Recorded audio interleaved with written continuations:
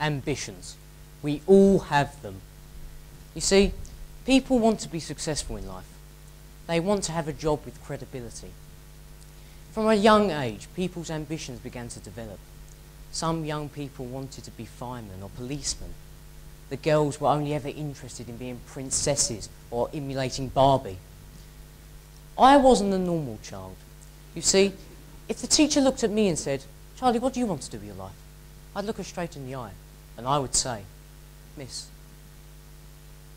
I want to be the leader of a military autocracy or a communist state and one day take over the world." That explains why I don't have any friends. But if I did have to do something, I'd have to do something extraordinary, something powerful that I could be remembered for, something like politics. But I'd never get into power because I support communism. But I'm not one of these communists that go around beating people up. I'm a nice communist, honestly. If you elected me, I'd make Britain great again. But getting into power is such a long task, and it would take forever, and there's no guarantee you'd ever get there. So when I was looking on the internet, I looked at other political leaders, how they got into power, how long it took them and where they started. And I came across a political leader that perhaps none of you have ever heard of. His name is Mr. Bates.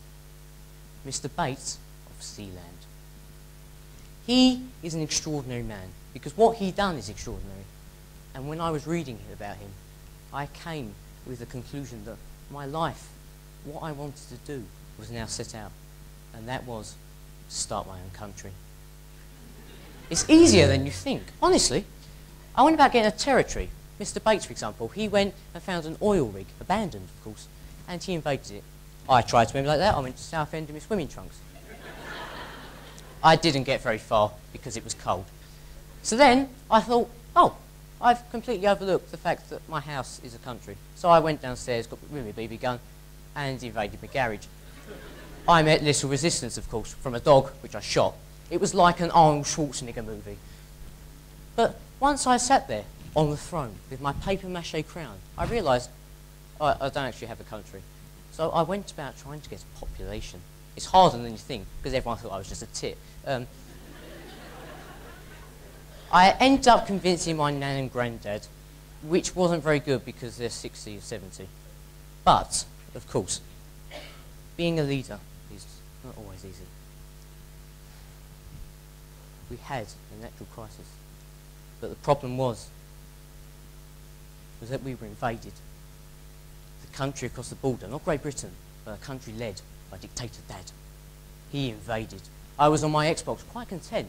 He came in and said, "Have you done your homework?" I said, "I'm playing Xbox. You're in my country. You are an illegal immigrant in my country." I looked him in the eye and said, "Go away, shh, before I get the wolves on you." He looked me in the eye and said, "Son, what are you doing? You cannot be a political leader." And I looked him in the eye and I said, "Dad, I will be a political leader. I will become the most famous man on the earth.